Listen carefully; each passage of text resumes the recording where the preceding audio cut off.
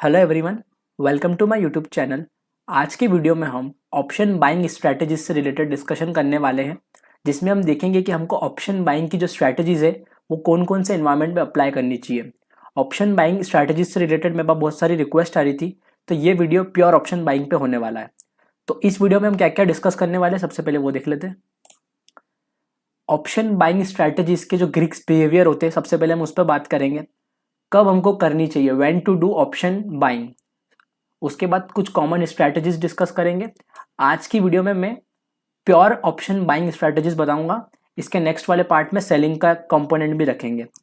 और at the last हम देखेंगे कि हमको कब एंट्री लेनी चाहिए और कब एग्जिट्स लेने चाहिए। और फाइनली मैं इसको बैक टेस्ट करके बताऊंगा ऑब्स्ट्रैक्ट के सिमुलेटर के थ्रू। सो स्टार्ट करते हैं। सबसे पहले ऑप्शन बाइंग में हम ग्रीक्स बिहेवियर देखेंगे।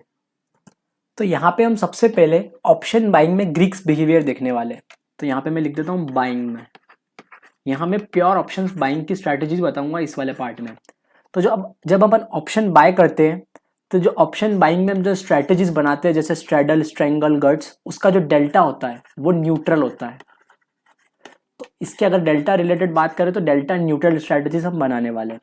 उसके बाद अगर हम गामा की बात करें, जो होता है मूवमेंट से रिलेटेड, तो गामा हमारे लिए पॉजिटिव होता है ऑप्शन बाइंग में,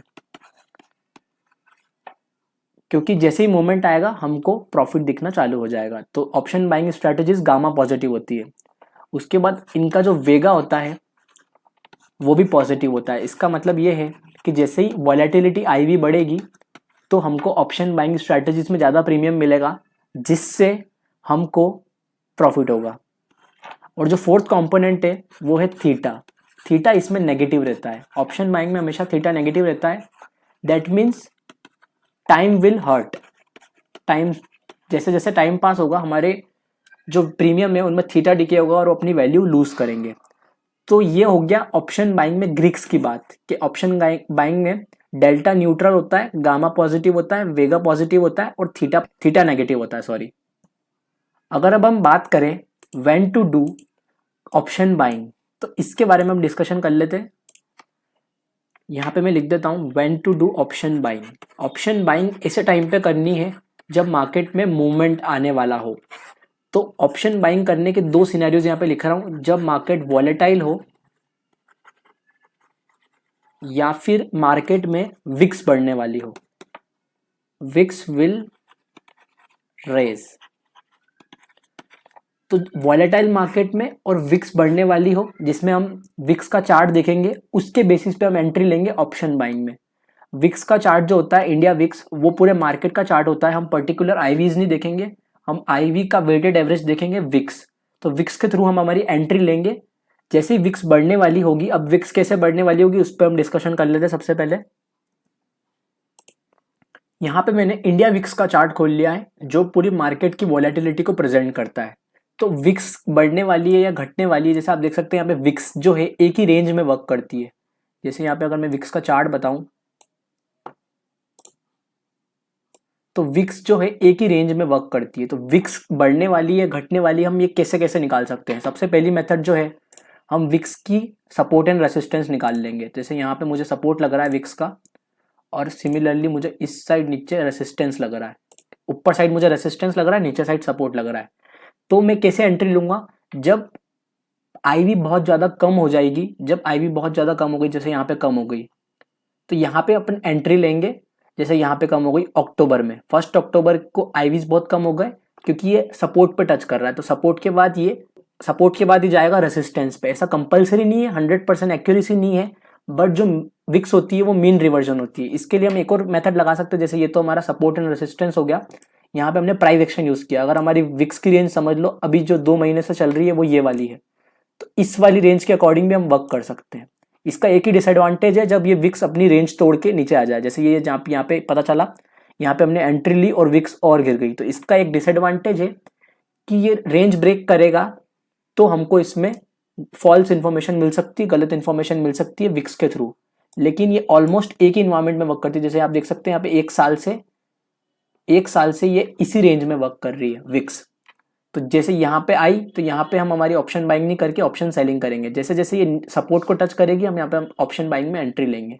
क्योंकि ऑप्शन बाइंग में जो वेगा होता है, हम यहाँ पे बात कर रहे थे ऑप्शन बाइंग में जो वेगा होता है वो पॉजिटिव होता है। इसके बारे में मैं अच्छे से बताता हूँ, वेगा के बारे में और थीटा के बारे में, क्योंकि जो गामा और डेल्टा है वो हमारे फेवर में है। तो वेगा और थीटा पर डिस्कशन कर लेते हैं। उससे पहले हमको एंट्री कैसे लेनी है, अब एंट्री पे बात कर लेते हैं।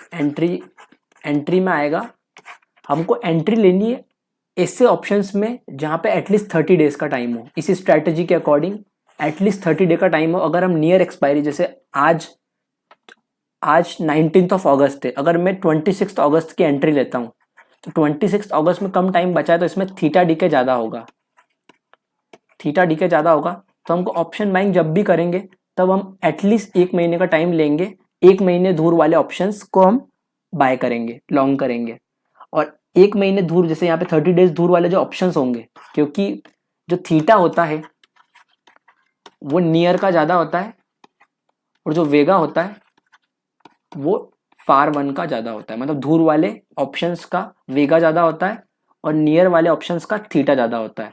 तो हमको ऐसा एक सिनेरियो क्रिएट करना है, ऐसी एक स्ट्रैटेजी क्रिएट करनी है जहाँ पे थीटा कम हो और वेगा ज़्यादा हो और थीटा कम हो, सॉरी। तो हम ऐसी स्ट्रैटेजी क्रिएट करेंगे, ऐसी ऑप्शन बाइंग स्ट्रैटेजी क्रिएट करेंगे जिसमें वेगा जो होगा वो ज़्यादा होगा और थीटा जो होगा वो कम होगा। वो मैं आपको डायरेक्ट ऑप्शन पे दिखाऊंगा। उससे पहले यहाँ पे हम जो देख रहे थे कि हम कैसे पता करें कि विक्स बढ़ने वाली है कि घटने वाली है, तो उससे पहले मैं आपको यहाँ बता देता हूँ। एक तो ये सपोर्ट एंड रेसिस्टेंस के हेल्प से कर सकते हैं, ये प्राइस एक्शन हो गया। और अगर ये नहीं करना हो तो एक और मेथड है, बॉलिंजर बैंड लगा के, विक्स का बॉलिंजर बैंड लगा के भी आप एक रेंज डिसाइड कर सकते हो। जैसे ये विक्स सेकंड स्टैंडर्ड डेविएशन की ये रेंज है, जैसे ये मूविंग एवरेज चल रहा है और ये इसके स्टैंडर्ड डेविएशन +2 है और ये -2 है, तो जैसे ही -2 को टच कर रहा है ये यहाँ पे, जैसे ये पॉइंट पे टच किया इसने, तो यहाँ पे हमको एंट्री लेनी है। क्योंकि जैसे ही विक्स बहुत कम हो गई है, स्टैंडर्ड बॉलिंजर बैंड में यही होता है कि जब नीचे वाले बैंड को टच करता है तो वो वापस से मीन रिवर्ट करता है, और जो विक्स होती है वो ऑलरेडी मीन रिवर्जन वाली होती है। तो यहाँ पे हम एंट्री इस हिसाब से लेंगे, जैसे ही ये बॉलिंजर बैंड, जैसे यहाँ अक्टूबर में देखो, अक्टूबर में इसने बॉलिंजर बैंड के सेकेंड वाले, जो नीचे वाला बॉलिंजर बैंड है वहां पे इसने टच किया और उसके बाद वो ऊपर वाले बॉलिंजर बैंड की तरफ चल गया। तो ये वाला एनवायरमेंट हम देखेंगे भी सही एक बार, कि एक बार चेक कर लेंगे कि अक्टूबर में कैसा मूव आया था। क्योंकि विक्स बढ़ी थी, विक्स कितना % बढ़ी थी अक्टूबर में, यहाँ पे विक्स बढ़ी थी 40% के अप्रॉक्स। तो हमको ऐसे एनवायरमेंट्स ले रहे हैं जहाँ पे विक्स बढ़ने वाली, और हमारी एंट्री कैसे होगी, ऐसी एंट्री लेंगे हम जिसमें थीटा कम हो और वेगा ज़्यादा हो। अब कैसे होगा थीटा कम वेगा ज़्यादा, एक बार हमें ऑप्स्ट्रा पे देख लेते हैं। स्ट्रैटेजी क्रिएट करने से पहले एक बार हम ऑप्शन बाइंग की स्ट्रैटेजीज देख लेते हैं। ऑप्शन बाइंग में जब हम प्योर ऑप्शन बाइंग की बात करेंगे और कोई सेलिंग वेलिंग वाली बात नहीं करेंगे, तो ऑप्शन बाइंग की 3 मेन स्ट्रैटेजीज है जो डेल्टा न्यूट्रल होती है। जो पहली स्ट्रैटेजी है वो है स्ट्रैडल। स्ट्रैडल में आपको पता होगा हम एट द मनी के कॉल और पुट को बाय करते हैं। दूसरी स्ट्रैटेजी है वो है स्ट्रेंगल। स्ट्रेंगल में हम आउट ऑफ द मनी जाके ऑप्शन में बाइंग सेलिंग करते हैं, सॉरी बाय करते हैं कॉल और पुट को। और तीसरी जो स्ट्रैटेजी है वो है गट। गट में हम क्या करते हैं, इन द मनी ऑप्शंस में कॉल ऑप्शन बाय करते हैं और पुट ऑप्शन बाय करते हैं।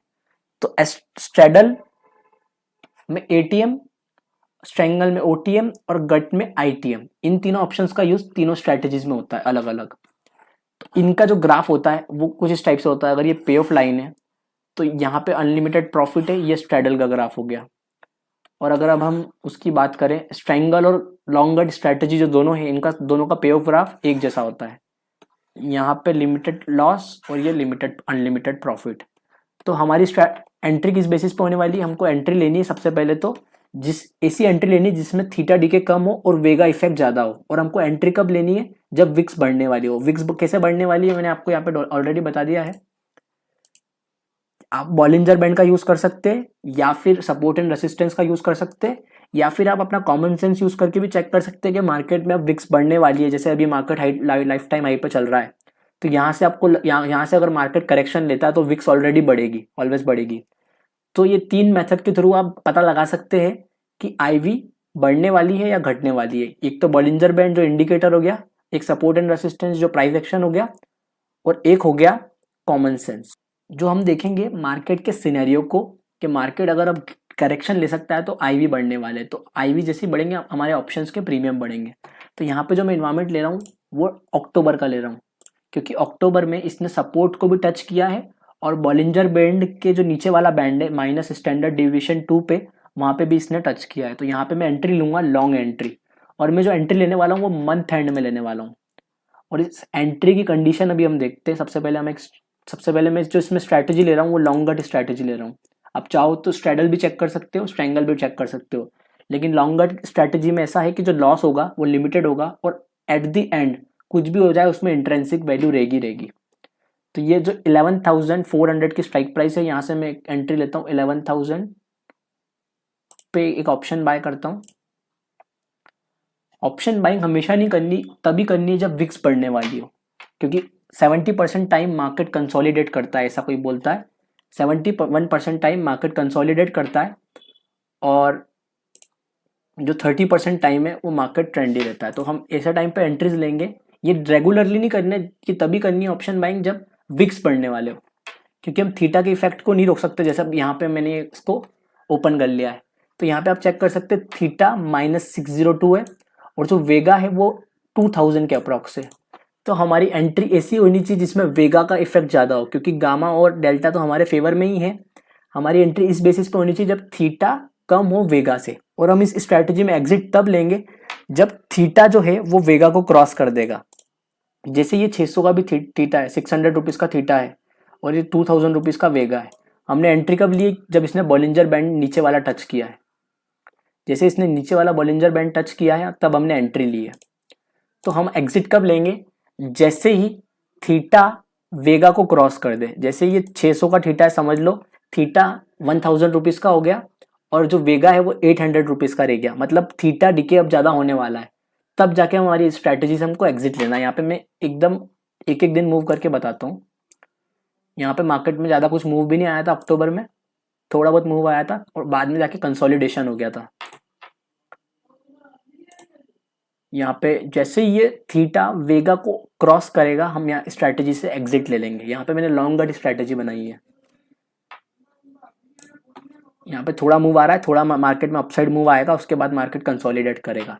तो यहाँ पे जो थीटा है वो 772 का है और जो वेगा है वो 1500 पॉइंट्स का है। जैसे थीटा को वेगा क्रॉस करेगा हमको स्ट्रैटेजी से एग्जिट लेना है।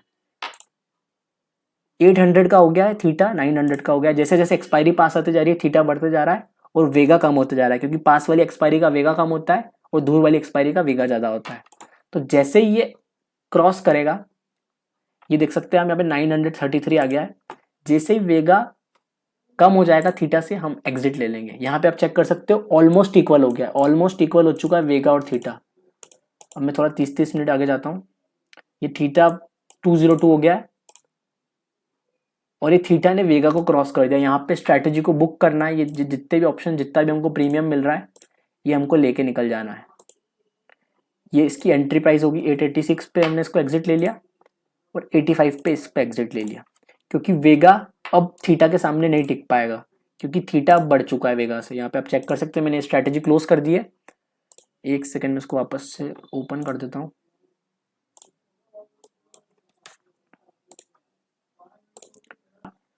सो यहाँ पे थीटा ने वेगा को क्रॉस कर दिया है, मतलब पहले तो हम पूरी तरह से सिक्योर्ड थे, क्योंकि डेल्टा भी हमारे साइड था और गामा भी हमारे साइड था। हमने एंट्री ली थी वेगा के बेसिस पे कि आईवी बढ़ने वाले, तो हमारा वेगा भी पॉजिटिव था। लेकिन अब आईवी तो बढ़ेंगे उससे हमको मतलब नहीं है, लेकिन यहाँ पे अब थीटा ज़्यादा हो चुका है वेगा से। अगर अब बाई चांस आईवी बढ़ते भी हैं तो हमको इतना फ़ायदा नहीं होगा जितना पहले हो रहा था। तो हमने एंट्री ली थी 1 तारीख को और हम एग्जिट ले रहे हैं 19 अक्टूबर को। तो इस स्ट्रैटेजी के अकॉर्डिंग ऐसे ही चलना है। अगर आपको लग रहा है कि वेगा बढ़ने वाला है और थीटा कम है, क्योंकि हम स्टार्टिंग में जब एंट्री लेंगे थीटा बहुत कम होता है, लेकिन जैसे जैसे एक्सपायरी पास आती जाती है थीटा डीके बढ़ते जाता है। तो क्योंकि थीटा डीके का कर्व डाउन साइड होता है, तो जैसे यहाँ पे इसने इसको क्रॉस किया, मैंने यहाँ पे अपनी स्ट्रैटेजी को बुक करके 8000 रुपीज़ का प्रॉफिट कर लिया है। ये वाली एंट्री, ऐसे ऑप्शन बाइंग बहुत लॉस मेकिंग चीज़ है, बट क्योंकि मैंने बताया कि मार्केट 70% टाइम कंसोलिडेट करता है और 30% टाइम मार्केट ट्रेंडी रहता है। तो जैसे यहाँ पे आईवी बढ़ रही थी तो ट्रेंड भी बढ़ रहा था और हमको वेगा से बेनिफिट मिल रहा था और हमने इस स्ट्रैटेजी में पूरा सिक्योर्ड थे। लेकिन जैसे ही थीटा आगे निकल गया, क्योंकि अब हमको थीटा से ज़्यादा लॉस होने वाला है, वेगा से इतना कम फायदा होगा, ज़्यादा लॉस नहीं होगा, लेकिन यहाँ से कम प्रॉफिट होगा, यहाँ से ज़्यादा प्रॉफिट होगा। तो हमने थीटा के बेसिस पे यहाँ पे एंट्री और एग्जिट लिया है। तो यहाँ पे एक बार हम एंट्री एग्जिट के अगर बारे में बात करें, एंट्री लेनी है जब वेगा थीटा से ज़्यादा हो और अपन एक्सपेक्ट कर रहे हैं कि IV विल राइज, और एग्जिट हमको लेना है, एग्जिट लेना है जब थीटा है वेगा से ज़्यादा हो जाए। और अगर हमारा व्यू चेंज हो जाता है तो हम बीच में भी एंट्री एग्जिट ले सकते हैं। ये स्ट्रैटेजी प्योरली IV पर डिपेंड है। अगर IV आपका सही, IV को अगर आप सही से इंडिकेट कर पा रहे हैं कि IV बढ़ने वाली है, तो ये स्ट्रैटेजी ऑप्शन बाइंग में, जबकि प्योर स्ट्रैटेजी है ऑप्शन बाइंग की, तो भी आपको ये प्रॉफिट देगी, क्योंकि इसमें वेगा का इफेक्ट ज़्यादा है। और एग्जिट हम तब ले ही रहे हैं जब थीटा हो जा रहा है वेगा से ज़्यादा। तो इस वीडियो में हमने डिस्कस किया कि ऑप्शन बाइंग स्ट्रैटेजीज, इसमें मैंने pure option buying strategies discuss करी, जैसे स्ट्रैडल, स्ट्रेंगल और गट। इन तीनों के ऊपर मैंने पहले ऑलरेडी वीडियो बना रखी है, तो अब वाली वीडियो भी चेक कर सकते हैं। लेकिन इसमें मैंने प्योर ऑप्शन बाइंग यूज करी है। इसके अगले पार्ट में हम थोड़ा सेलिंग का कंपोनेंट भी लाएंगे ऑप्शन बाइंग में, जहाँ पे हमारा डायरेक्शनल व्यू रहेगा और वहाँ पे हमारा IV की हेल्प से हम एंट्री लेंगे, IV की बेसिस पे हमारी एंट्री लेंगे। वो उसका सेकंड पार्ट होगा प्योर ऑप्शन बाइंग। ये वाली वीडियो थी। और अगली वीडियो में हम ऑप्शन बाइंग स्ट्रैटेजीज देखेंगे, जहाँ पे सेलिंग का कंपोनेंट भी होगा। तो यहाँ पे हमने सबसे पहले ग्रीक्स बिहेवियर देखा कि ऑप्शन बाइंग में ग्रीक्स कैसे वर्क करते हैं। हमने एंट्री कब लेनी, जब IV बढ़ने वाले हैं। यहाँ पे इवेंट टू डू में IV बढ़ने के टाइम पे हमको एंट्री लेनी है। तो यहाँ पे मैं एक बार लिख देता हूँ कंक्लूड करते हुए, IV बढ़ने वाले हो। कॉमन स्ट्रैटेजीज मैंने स्ट्रेंगल, स्ट्रेडल और गट, 3 स्ट्रैटेजी बताई है जिसमें प्योर ऑप्शन बाइंग है। एंट्री हमारी होगी जब थीटा डीके कम हो, मतलब 30 दिन पहले, जैसे मैंने एक एग्जांपल लिया, 30 दिन कोई फिक्स नहीं है, आप चाहो तो कोई चोर भी ले सकते हो। तो जो हमारी एंट्री होगी वो होगी जब वेगा ज़्यादा होगा थीटा से, और एग्जिट जब होगी जब थीटा ज़्यादा होगा वेगा से। ये एग्जिट की, और एंट्री हमारी होगी जब वेगा ज़्यादा होगा थीटा से, क्योंकि हम मंथ स्टार्ट में कर रहे हैं तो वेगा ऑफकोर्स सी बात है थीटा से ज़्यादा होगा, और IV बढ़ने वाले होंगे। IV विल रेज वाला केस है ये। और बैक टेस्टिंग हमने एक सिनेरियो पे करी है। आप चाहो तो जितने भी ये सिनेरियोज है, ये ग्रीक्स का चार्ट पे जाके जितने भी सिनेरियोज है इन सब पे बैक टेस्ट करके चेक कर सकते हो। जितने भी ये बॉलिंजर बैंड के थ्रू करना हो, या फिर आपके खुद की गट फीलिंग पे करना हो, या फिर price action, support and resistance के थ्रू करना हो। तो ये वीडियो थी ऑप्शन बाइंग स्ट्रैटेजीज पे। ये तभी करनी है जब मार्केट वॉलेटाइल हो और IV बढ़ने वाले हो। मार्केट वॉलेटाइल और IV बढ़ने वाले हो तभी हमको प्योर ऑप्शन बाइंग करनी है। इसका सेकंड पार्ट में हम ऑप्शन बाइंग स्ट्रैटेजीज पे देखेंगे, बट उसमें हम थोड़ा सा सेलिंग का कंपोनेंट भी यूज करेंगे। तो अगर आपको वीडियो अच्छी लगी हो तो आप चैनल को सब्सक्राइब कर सकते हो और वीडियो को लाइक कर सकते हो। Thank you for watching this video.